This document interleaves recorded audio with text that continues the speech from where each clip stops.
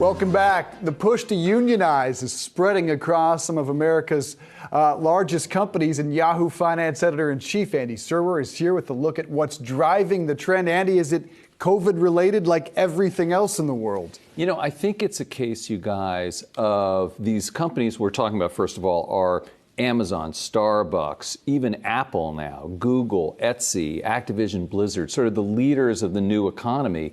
And heretofore, these companies have been able to provide for the employees enough so that they didn't feel like they were getting left behind. But because of the stock market boom over the past 5, 6, 7 years, the top executives have been making so much more, the lower end executives feeling left out. Plus, as you say, there's a situation where COVID's made conditions that much more difficult.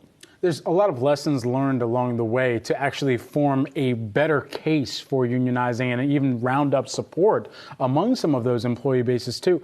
How well is that paying off, as even if it's not in your industry, you're learning from what somebody at Amazon may have gone through in order for your Starbucks unionization fight? Yeah, I mean, that's a great point, because we were talking to some unionizing experts, and they're saying that the momentum plays a big part here. In other words, oh, we could never organize against Amazon or Starbucks. That would never happen. And then when it does happen, it does provide big mo to people at other companies saying, wow, if these guys can do it, maybe even we can unionize Apple stores. I mean, who would have thought that a few years ago, that those stores could be unionized? Yeah, making an effort to unionize the one over at Grand Central is the latest move. But because of the size of these companies and their role in our lives, Apple and Starbucks and Amazon, has it almost clouded the true picture, which is unions are actually shrinking by percentage and by number, but we pay so much attention because it's the two biggest companies in our lives, arguably. No, that's an excellent point, David. I mean,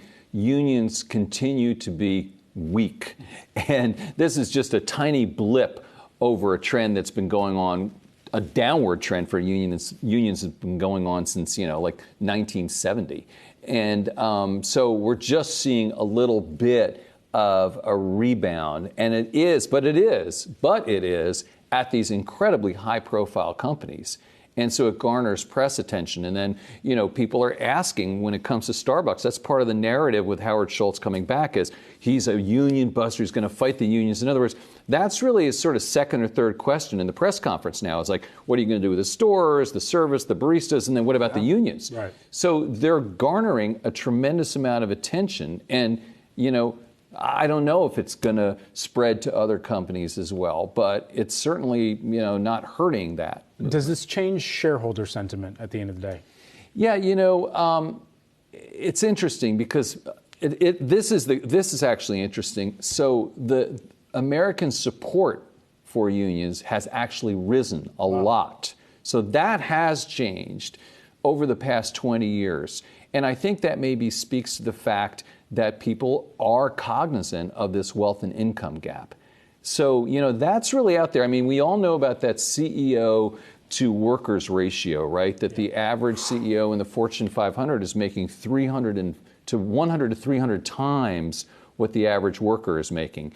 And, that's not lost on people. And it's not just the CEO, you guys. I mean, it's people in the C-suites. The top 5 executives of all these top companies are making, $5, $10, $20, $30, $40, $60 million a year at a place like Google. And, that adds up. And then the engineers, the top engineers as well. And it was interesting reading Andy Jassy's shareholder letter. Not one word about unions, but a long section about how well they treat and pay their employees and how the injuries are a little bit clouded by press coverage. So on the defensive. I mean, and that's a good point too, Dave. I mean, and these companies have changed so much. I mean, Amazon, could you imagine Amazon having, thousands of people working in warehouses 10 years ago? Who would have thought? Or Apple with thousands of people working in retail. Who would have thought, right? So they're very different companies, too. And all these things, I think, are adding to this movement. Great discussion. And at a time where there's such a big changeover in the type of employees, the retention, the attracting tight labor market. Exactly. Tight labor market. We didn't even talk about that, but that's a big part of it, probably too. the biggest factor, honestly. Exactly. Sure. Yahoo Finance Editor-in-Chief Andy Serwer, thanks for sticking around here with the afternoon crew here. We appreciate it. Good to see you guys. Have a good weekend, sir. Yep.